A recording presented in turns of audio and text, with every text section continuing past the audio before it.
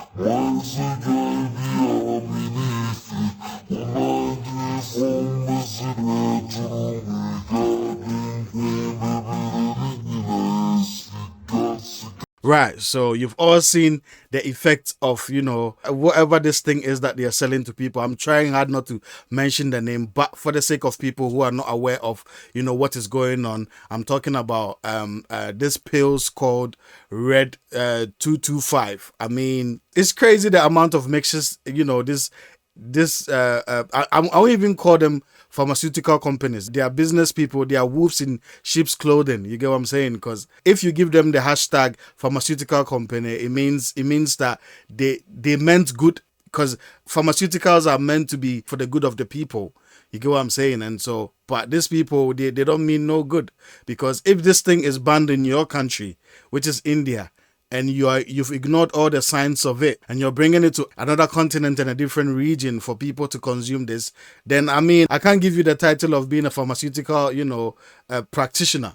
You get what I'm saying? Because this is very, very terrible. Now, I'm going to read something from the BBC that was published on the 23rd of February 2025, which is just recent last month. It goes like this. Indian authorities have banned 2 highly addictive opioids in response to a BBC investigation which found they were fueling a public health crisis in parts of West Africa. You get what I'm saying? And so, even in India, where the whole drug comes from, they are aware the harm this thing is causing. And so they've banned it based on a BBC, investigation they launched. And it further goes on to say, in a letter seen by the BBC from India's Drugs Controller General, Dr. Rajiv Singh, I can't pronounce the last name, said permission to manufacture and export drugs had been withdrawn. And so BBC I found one pharmaceutical company, Avio, had been illegally exporting a harmful mix of tapentadol and carisoprodol in countries like Ghana, Nigeria, and Cote d'Ivoire.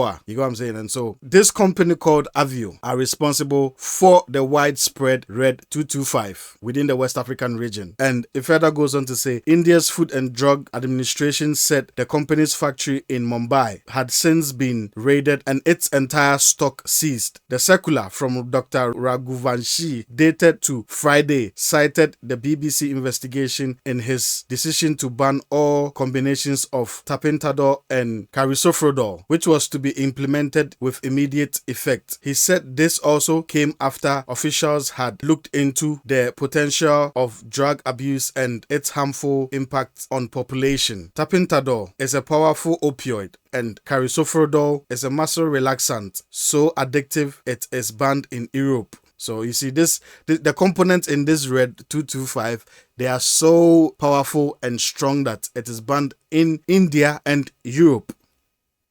Carisoprodol is approved for use in the US, but only for short periods of up to 3 weeks. Withdrawal symptoms includes anxiety, insomnia, and hallucinations. These are some of the symptoms of taking these pills. And even in US, you're only allowed to take it for up to 3 weeks, not exceeding that. The combination of the 2 drugs is not licensed for use anywhere in the world, as they can cause breathing difficulties and seizures, and an overdose can kill. And so the combination of these two medicines, it's a not, because Charlie, it will do a lot of damage. Despite the risk, these opioids are popular street drugs in many West African countries because they are so cheap and widely available. I mean, this report goes on and on and on and on, and there's actually a video. Okay, so let me read this part. As part of the investigation, the BBC also sent an undercover operative posing as an African businessman looking to supply opioids to Nigeria inside one of Avio's factories in India, where they filmed one of Avio's directors, Vinod Sharma, showing off the same dangerous product the BBC found for sale across West Africa. And I mean, in the video, the gentleman in the name of Vinod Sharma is seen confirming that this drug is very, very, very, very dangerous, but they don't care because it is business to them. And so whoever is responsible or whoever is collaborating, because obviously before these people penetrate your market, there must be somebody they are collaborating with, or there must be somebody who is aiding them to be able to bring these drugs down into Nigeria, Ghana, Ivory Coast. There must be people involved in. There must be local authorities who are involved in this type of,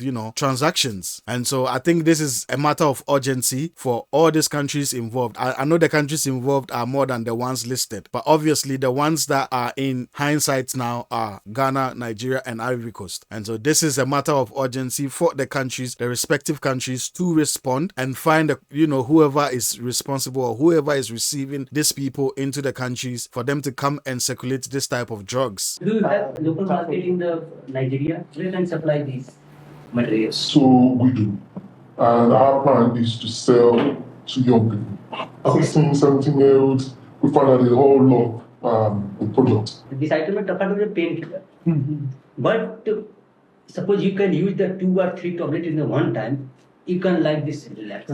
This is what the kids like. That's what they like. Gives them that high. High. High is high. This is very harmful for the health.